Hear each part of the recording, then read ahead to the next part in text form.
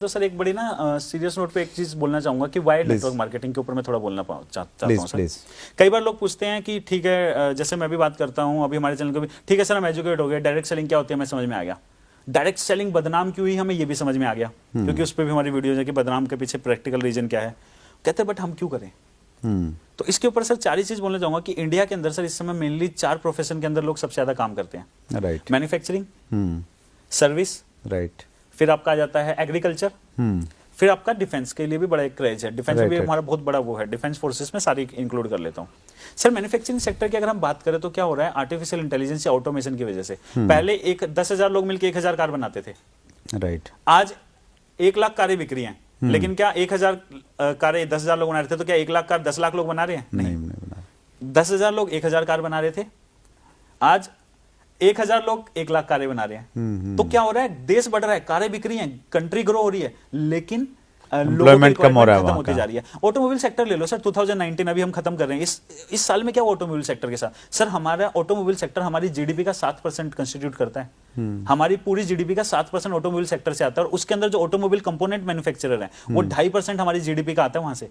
Sir इस पूरे sector में 50 लाख लोग काम करते थे इस पूरे सेक्टर में, जिसमें से 10 लाख लोगों की जॉब 2019 में चली गई है। आप आर्टिकल पढ़ लो, वंडरफुल, जा रही है जॉब। अमेजिंग।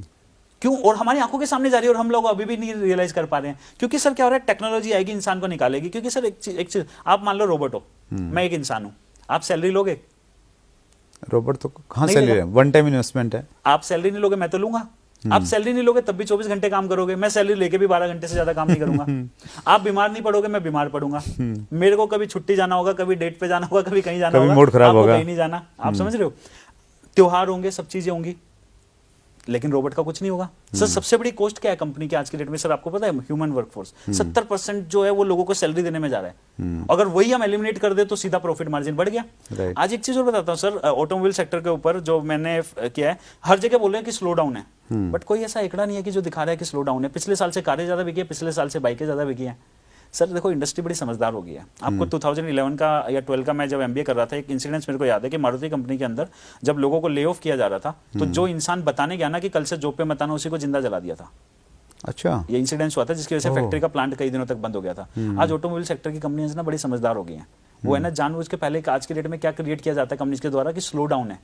Right right. आज की डेट में महिंद्रा एंड महिंद्रा ने 15 दिन तक या पता नहीं कितने दिन तक अपने प्लांट में ऐसा कर दिया कि 100 लोग हैं, हम किसी को नहीं निकालेंगे जी, 50 लोग आएंगे 15 दिन काम करने, 50 लोग आएंगे 15 दिन काम करने। ऑटोमेटिक 50% वर्कफोर्स निकाल दी ना सर, सैलरी आधी आधी दे रहे हैं। तो कंपनी को पता है कि एक साथ 80% को नहीं निकाल सकते हम। सर ऑटोमोबाइल सेक्टर से 50 लाख लोग हैं, 10 लाख लोग रह जाएंगे अगले 3 साल के अंदर।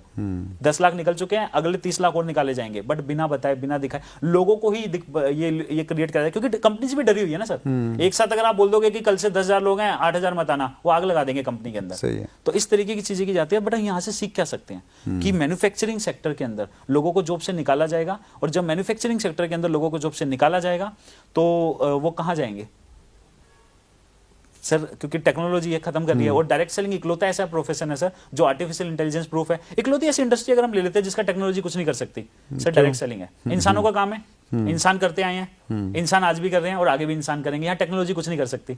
ऐसा नहीं है कि टेक्नोलॉजी आगे अभी इंसान हट गए और रोबोट इसको डायरेक्ट सेलिंग कर रहे हैं।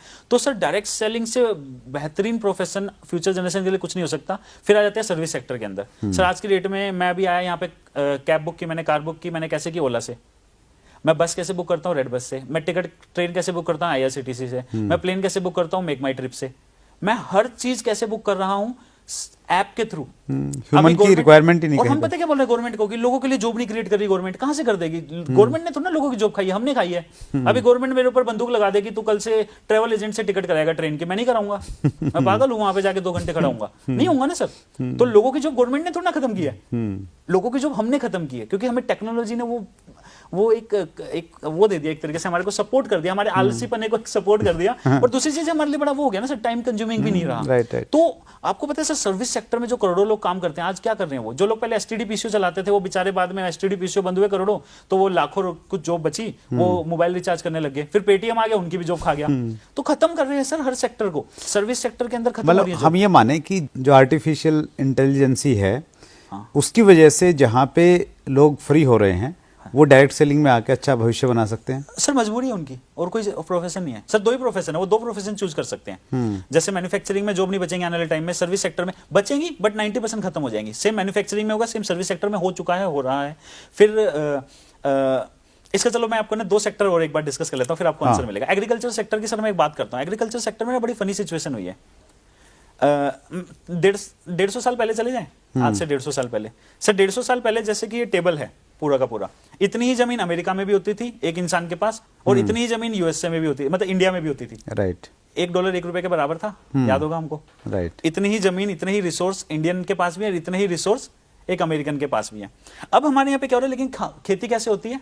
हाथों से। अब हाथों से खेती हो रही है, बैल से खेती हो रही है, तो क्या कर रहे हैं हमारे पड़पड़ दादा जो थे, वो पूरे साल लगे हुए बेचारे इतनी जमीन पे खेती कर पा रहे हैं, और इतनी सारी जमीन उनकी खराब हो जा रही है। और आपने देखा होगा सर, 30-40 साल पहले एक दारू की बोतल देके खेत नाम कर देते थे लोग। हाँ, कोई कीमत नहीं थी सर। नहीं थी, सही कह रहे हैं। जमीन की कोई कीमत नहीं थी। अब पड़पड़ ज्यादा जो हमारे थे उनको टेंशन कि भाई पूरे साल लगा रहता हूँ, इतनी जमीन पे खेती कर पाता हूँ, बाकी सारी की सारी जमीन तो मेरे यूज में आई नहीं रही। सेम चीज अमेरिका में भी थी, वहां के भी पड़ जो दादा थे वो भी टेंशन में कि यार पूरी नहीं आ रही। बट हमारे दादा ने इसका क्या सोल्यूशन निकाला, नहीं हो पा रहा ना, जितने हाथ उतना बढ़िया, into 10 into 6। उन्होंने 10 बच्चे किए, उन्होंने 6 बच्चे करे। ये अब कितने हो गए, 100 बच्चे हो गए। अब ये पूरी जमीन पे बिखरे हुए हैं, पॉपुलेशन पूरी जमीन पे बिखरी हुई है। अब पूरी की पूरी एरिया को ना लोग कवर कर सकते हैं, इतनी पॉपुलेशन होगी हमारी। बट अमेरिका वाले जो पड़ दादा थे, उन्होंने बोला ये तो बड़ी टेंशन वाली चीज है, बच्चे इतने करने, उनको संभालना, ये ज्यादा टेंशन है। उन्होंने क्या किया, ट्रैक्टर बना दिया। अब ट्रैक्टर की जब उन्होंने इन्वेंशन की, आपको पता बाहर तो जल्दी आ गया था, बाहर तो 100 साल पहले आ गया था, इंडिया में आया ना अभी 30-35 साल पहले। अब बाहर जब 100 साल पहले, अब देखो उसका फायदा क्या हुआ, उन्होंने टेक्नोलॉजी में दिमाग लगाया, तो रिसोर्स जितने थे नेक्स्ट जनरेशन को उतने ही पास हो गए, हर किसी के पास एक्सेस में रहा। हम क्या बोलते हैं कनाडा में, यूएस में ना लोगों के पास ज्यादा रिसोर्स है, नहीं, हमारे पास भी उतने थे, हमने ही उसको एक्सप्लॉइट किया, क्योंकि हमने रिसोर्स के पीछे, टेक्नोलॉजी के पीछे ना भाग के हमने पॉपुलेशन के पीछे भागे, जितने हाथ, दिमाग नहीं लगाया हम लोगों ने। अब इसका डिसएडवांटेज क्या होता है ना सर टेक्नोलॉजी के साथ, कि एक जगह पे डेवलप होती है, दूसरी जगह पहुंची जाती है। वहां 100 साल पहले आई थी, हमारे यहाँ 30-35 साल पहले आ गई। अब इसका देखो सर, वहां 100 साल पहले आई, हमारे यहाँ 30-35 साल पहले आ गई, लेकिन आ तो गई, आते ही क्या हुआ, 90% लोगों की जरूरत खत्म हो गई, क्योंकि अब वापस क्या हो गया कि वो 1 से 100 हो गए थे, अब वापस 1 की जरूरत है, या मैक्सिमम 10 की जरूरत है, ट्रैक्टर आते ही। अब 90% लोग 90% टाइम फ्री बैठे हैं। अगर मैं अपने गाँव की बात करूँ सर, भिवानी के पास, भिवानी खेड़ा के पास मेरा गाँव है, नाम नहीं बताऊंगा लोग बोलेंगे हमें फ्री बोल रहा है। 90% लोग 90% टाइम फ्री बैठे हैं, कोई काम नहीं है उनके पास, ना कोई जनरेट हो सकता, बट उनको खाना भी खाना है, उनको सब कुछ, सारे रिसोर्स ही है गवर्नमेंट से। तो सर इन लोगों के लिए कोई जॉब क्रिएट नहीं हो सकती, क्योंकि टेक्नोलॉजी, आज गवर्नमेंट के सामने प्रॉब्लम क्या है कि जो ऑलरेडी जॉब कर रहे हैं उनकी बचा ले हम जॉब। आप देख रहे हो बीएसएनएल में क्या हो रहा है, एमटीएनएल में क्या हो रहा है, लोगों की जॉब से निकाला, जिनकी लगी हुई है उनको तो हम बचा नहीं पा रहे, नए लोगों के लिए कहां से जॉब क्रिएट करेंगे? अब मोदी जी सपोर्टर तो नहीं है, मोदी जी को डिफेंस कर रहे हैं आपकी? नहीं सर, डिफेंस की बात नहीं है सर। मोदी जी ने जॉब नहीं खाई है, टेक्नोलॉजी ने खाई है सर। एक्चुअली रियलिटी तो यही है कि टेक्नोलॉजी ने खाई है, बट इसका मतलब ये नहीं है कि मैं किसी भी पॉलिटिकल पार्टी को सपोर्ट कर रहा हूं। बट प्रैक्टिकली अगर हम आंखें खोल के देखें तो हम देख सकते हैं कि हमारे साथ हुआ क्या है। हम एक ओवर पॉपुलेटेड कंट्री है सर। सर एक डाटा है कि आज हमारे देश की 90% पॉपुलेशन बढ़ जाए ना, तो हमारी जो जीडीपी की ग्रोथ है वो 2 टाइम बढ़ जाएगी। बट 90% किसको मार दें? किसको मार दें? नहीं मार सकते ना, ये चीज प्रैक्टिकली पॉसिबल नहीं है। तो 90% लोगों के लिए तो कोई काम ही नहीं है, ना होना है, और धीरे धीरे गवर्नमेंट के ऊपर प्रेशर बढ़ता जा रहा है सर। 3% से कम लोग हैं जो आईटीआर भर रहे हैं, तो कितने लोगों का प्रेशर गवर्नमेंट के ऊपर आ रहा है। तो मैन्युफैक्चरिंग में जॉब खत्म हो रही है, सर्विस में जॉब खत्म हो रही है, एग्रीकल्चर में जरूरत नहीं रही अब 90% लोगों की। और लास्ट हमारा डिफेंस सेक्टर आया था, डिफेंस के ऊपर मैंने एक वीडियो बनाई थी कि डिफेंस से लोगों को निकाला जाएगा। लोगों ने बड़ा बोला कभी नहीं निकाला जाएगा, डिफेंस की तो सरकारी जॉब होती है सर। उसके 20-22 दिन के बाद एक आर्टिकल आ गया था 1,35,000 लोगों को निकालेंगे। प्रैक्टिकल यही है सर। आपको पता है आज हमारे यहाँ की आर्मी को अगर 80% हम खत्म कम कर दे, 80% अगर हमारी आर्मी निकाल दे हम, तो हमारे पास इतना पैसा बच जाएगा कि हमारी 20% आर्मी को हम वो रिसोर्सेज दे सकते हैं कि वो दुनिया की सबसे सुपर मतलब एक तरीके से मतलब आर्मी बन जाएगी, मतलब सबसे ज्यादा बेहतरीन एडवांस लेवल के उनके पास वेपन्स होंगे। बट ये हम नहीं कर सकते, क्योंकि 80 को निकालेंगे तो जिन्होंने वहां बंदूक कर रखी है वो यहाँ कर लेंगे कैसे निकाल रहे हो? तो हम फंसे हुए हैं। तो इसलिए हम क्या कर रहे हैं, धीरे धीरे करके निकाल रहे हैं। और आर्मी ने बोला 1,35,000 को निकाल रही है, धीरे धीरे करके उनको निकालना पड़ेगा। 80% लोगों को आर्मी से भी निकालना पड़ेगा सर, क्योंकि इंसान है ना, मर जाता है। और ये सारी की सारी जो सारी के सारे जो क्षेत्र हैं ये डायरेक्ट सेलिंग की तरफ आ सकते हैं, आना ही पड़ेगा। कोई और सेक्टर नहीं है ना, मैन्युफैक्चरिंग, सर्विस, एग्रीकल्चर और ये आपका डिफेंस या कोई भी आप सेक्टर ले लो, हर जगह टेक्नोलॉजी लोगों को निकाल रही है। इकलौता ऐसा सेक्टर है जो बाहें फैला के खड़ा है।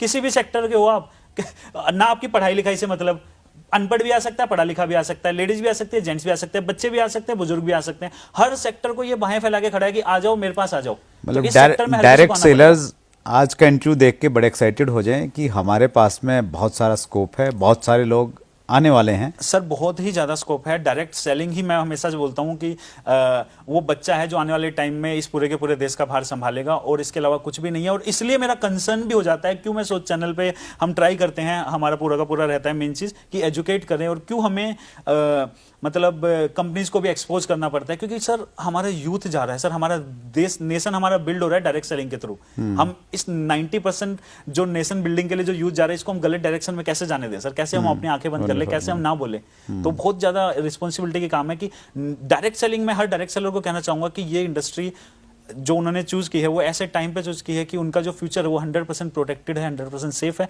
हर किसी को, आज आप लोग चॉइस के साथ आए हो, जो नहीं आ रहे उनको मजबूरी में आना पड़ेगा, बट आना हर किसी को पड़ेगा सर, इसके अलावा और कोई रास्ता नहीं बचेगा। इसलिए हर किसी को डायरेक्ट सेलिंग करनी चाहिए और एजुकेट होकर करनी चाहिए, सबसे इंपॉर्टेंट चीज। आपने बहुत विस्तार से बताया सर, और ये जो लॉजिक्स आपने दिए इसको कोई झुठला नहीं सकता, बहुत डिटेल आपने जानकारी दी, और इसी प्रकार से आप एजुकेट करते रहिए अपने चैनल के माध्यम से। आज आपने समय निकाला सर, हमारे व्यूअर्स की तरफ से बहुत बहुत आभार।